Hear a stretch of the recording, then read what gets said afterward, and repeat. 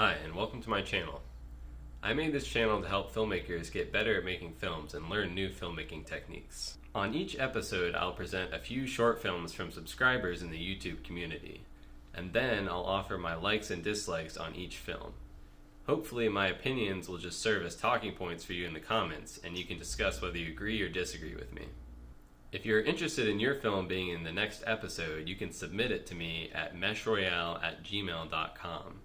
And then you can post a comment in the comment sections with the name of your film, the genre, and your name or your channel's name behind the production of the film. On this episode, I'll be presenting 3 short films: a comedy horror, a comedy, and then a horror. Please pause this video and watch the films before continuing. The links to the films can be found in the description, along with links to the respective creators' channels. Organics is a mumblecore horror comedy by Dillon Dowdell that follows a naive barista named Archie, whose night turns dark once he's convinced by his newly hired coworker to stay after hours for a late night drink.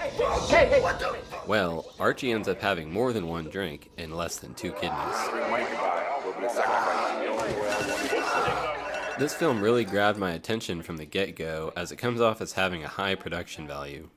This is accomplished through professional acting, lighting, and overall look of the film. It had good pacing and I was constantly entertained. This easily looks like something I have seen on TV. If someone can say that about your work, then you are doing something right. For being improvised and unscripted, it's really hard for me to say anything bad about it without being nitpicky. Archie is a very likable character, and I empathize with him immediately. It's a hell of a fucking voice you got there. Yeah, it's, you know. You smoke? Yeah. Establishing empathy is crucial. The faster you can get the audience to connect with the character, the earlier they will be engaged with the film. The acting was great across the board. Drink money could buy, a little bit of sacrifice, you know? What about you? What's your dream, bro? What's your passion? I know it's not fucking making Nespressos. I don't know, man. I think it's important at around the 10% point of the story to reveal the opportunity that the main character will be presented with that will drive the rest of the story. The opportunity is the action that will force the character to go on their journey of change, which in this case is a lesson in naivety. This film presented the opportunity at right around 40 seconds, which is when the kidney thieves show up wanting to party. I think it's best to show who a character is through their actions, not by what they say. Dialogue is important, but the character's actions is what will show the audience who they really are. This film is a great example of that. Archie continually says how he can't or won't do something, but ends up doing the thing he shies away from anyways. One beer. One beer. This says a lot about him. He seems to me to be a guy who's done a lot of partying in the past and knows he gets into trouble, but can't resist having a bit of fun. The audience should be building their own mental backgrounds for characters in their heads, because that means they are really engaging with the story. You want them continually trying to guess at what they'll do next. I dare you to kiss Archie.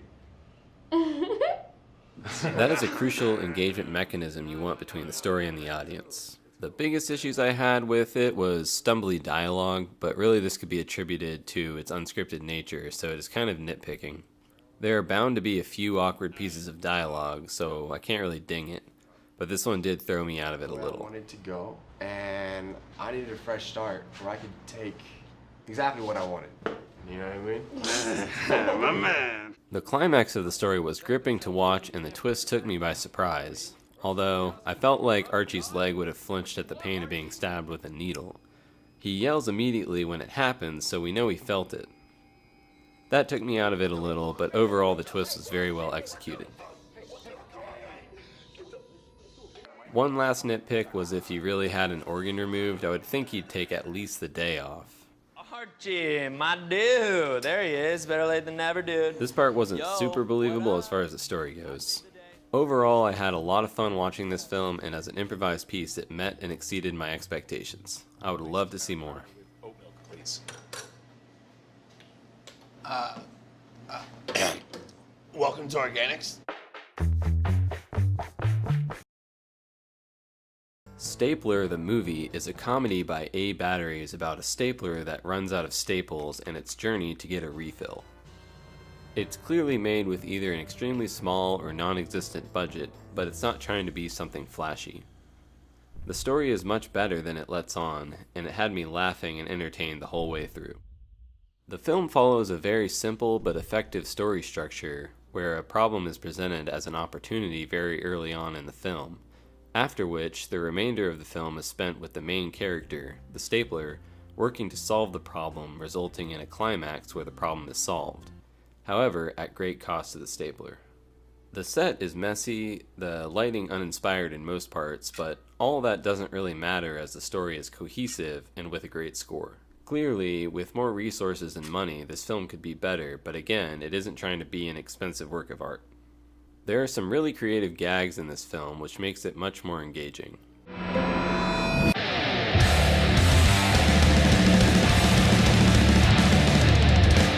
Well-executed gags helped pick up some of the slack in the lighting and cinematography departments.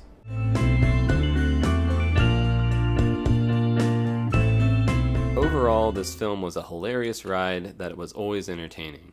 I think the takeaway for this one is that many aspects of your film can be technically subpar, but can be permitted when driven by a cohesive and well-timed delivery of the story. It Wasn't a Nightmare is a horror by Filmwave that follows a man who has constant nightmares. There were several aspects of this film that I really enjoyed, like the sets and lighting in the child's bedroom or on the dark, foggy, lamplit streets, but I couldn't really find a story structure in this film, which makes me think it requires more time in the writing room. There were some slow parts also, which were hard to sit through, especially when there was a lacking story.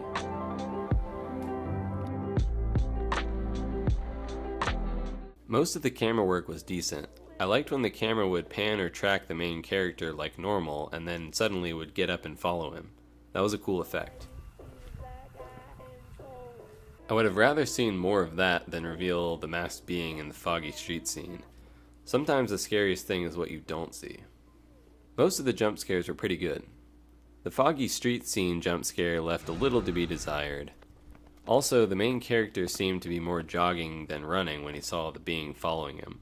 I would have expected them to run much faster if they saw that alone on a dark street.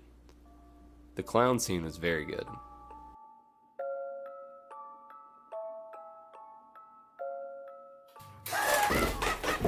I saw a little focus hunting in some scenes that could have used a reshoot, but not too bad. Most scenes had okay audio. It takes a lot of time to do the work to eliminate the echoes like in the bathroom scene.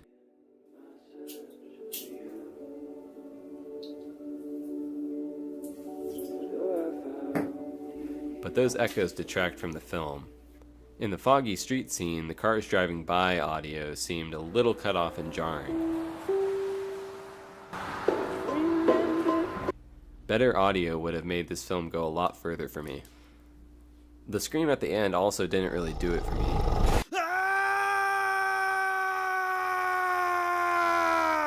Something about it was not convincing, and it might have been better to just omit it entirely.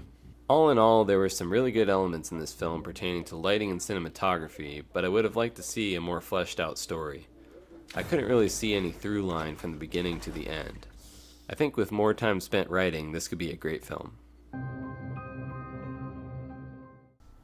That's all for this episode. Again, if you're interested in having your film shown in the next episode, please submit a link to meshroyale@gmail.com and then comment in the comment section with the name of your film, the genre, and your name or your channel's name. Also, if you have any suggestions for me or my channel, please comment or shoot me an email. Thanks for watching.